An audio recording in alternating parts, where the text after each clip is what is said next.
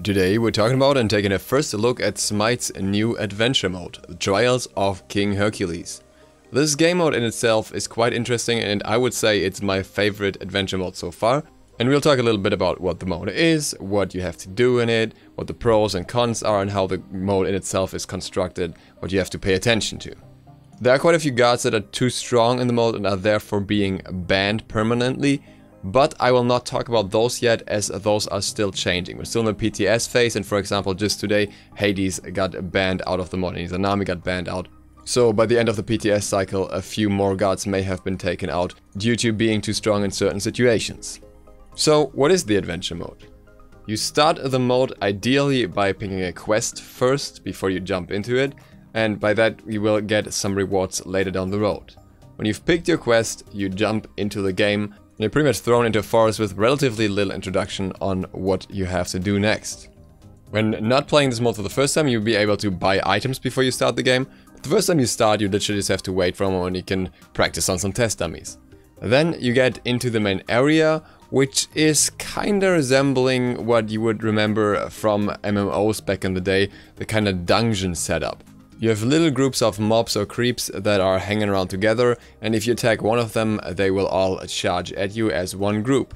The group will aggro you if you get too close to them, if you get to a certain range to them, so even if you don't attack them, they will eventually attack you, though groups can be avoided if you walk around them, pretty much like in any MMO dungeon. And the resemblances don't stop there. There are easier trash groups of mobs, and there are stronger groups with certain mini-boss kind of characters or just stronger characters in general.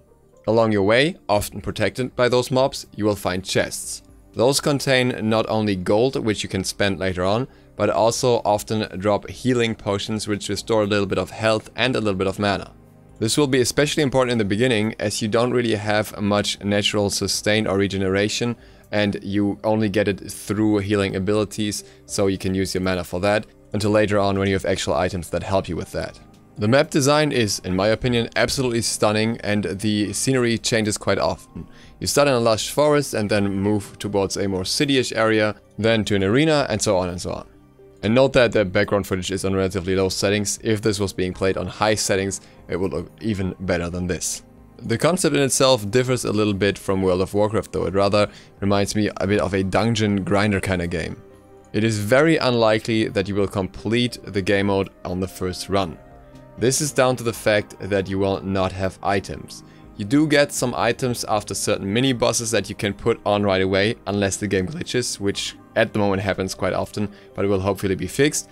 When that is fixed, there may be a chance that you can actually go through the game mode in one run if you have a really organized team and really strong characters, but until then, another mechanic seems to be the more prioritized one. And that is dying at some point in order to get new items. If you die, the gold that you collected during the run will be kinda transferred to your bank or whatever you want to call it, off the whole game mode as such. So you can use the gold that you collected in the dungeon or in the adventure in order to buy extra items through the shop menus.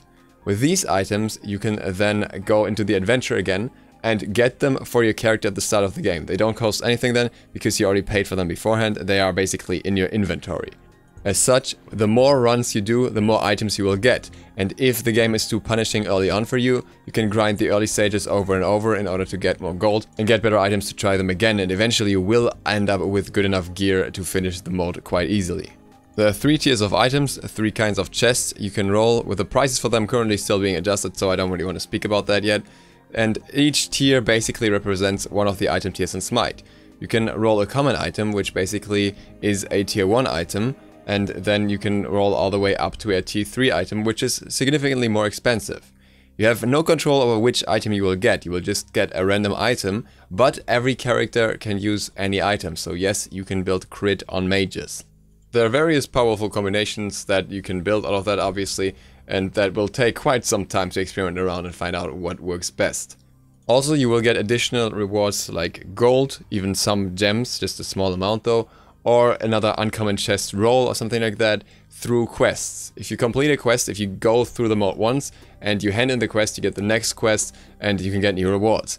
This kind of also indicates that you're supposed to play this mode multiple times, because if you only played it once, you will only finish the first quest and not even get to the second quest, or like you will finish the second quest automatically, but you will not be able to accept the quest beforehand and therefore not get the reward. So the whole thing is being a build up where you collect more and more items, grind through the mode, and eventually have good enough equipment. That should explain the base concept of how the mode works. Another interesting aspect about it is that you're playing it with 3 players instead of the usual 5. So you will have to have some coordination and probably a good team combination between those 3 in order to get the best effectiveness and to grind through it as quick as possible if you want to. What's also interesting is that not only the bosses but also smaller creeps use unique mechanics that really remind me of MMOs. For example, the boar will stomp on the ground after a certain time, and if you don't walk far away enough from it, you will take damage from the stomping on the ground. This is just a normal minion. Or the mage kind of enemy will do a water spout after a second or so, but it will have a red ring on the ground first, and if you juke it in time, you will not take damage. If you do not juke it, you will take a lot of damage. So basically, for those of you who have not played MMOs, kinda like how the fire giant works, only that it's a few different creeps with different interactions and certain bosses that have a few more interactions. And that brings us to the pros and cons. On the pro side, I have that this mode is extremely fun, it is really enjoyable, and it's by far my favorite mode in regards to how it feels like playing. Not only the nostalgia of old MMO days, but also just the general fun of having this PvE kind of grinding thing that a MOBA wouldn't really provide you with. It's also quite decently matching with the lore. While it's not lore accurate, it's still somewhat fitting in the idea of what a lore-friendly adventure would be like. The visuals are absolutely amazing, and they come with a big upside, being that these visuals may very well be used for conquest from the indications we got in that regard on Twitter.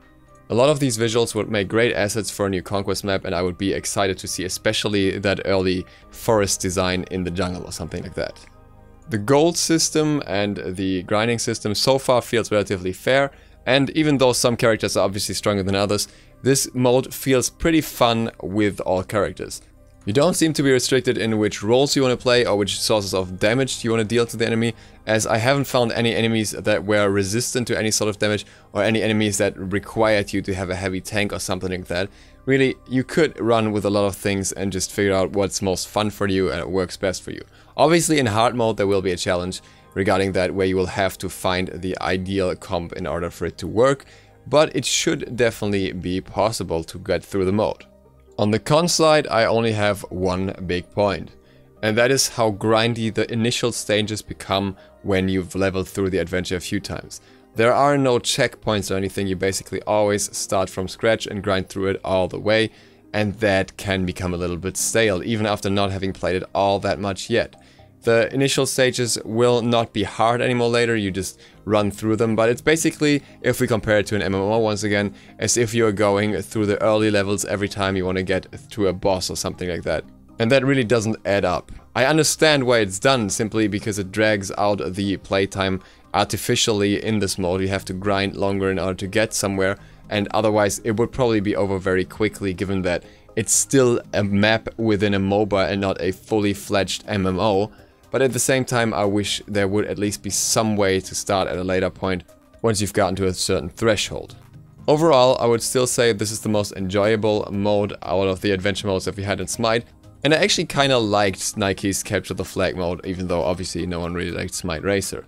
But this mode really does encourage me to play it more, and I want to grind this as soon as it hits live. Right now the rewards are obviously resetting, so it's not quite as pleasant in that regard and not quite as rewarding. But I think this mode is definitely worth checking out if it's only for the unique mechanics of the bosses and everything that have been introduced specifically for it, or maybe something that could be used in the Conquest map at a later point as well.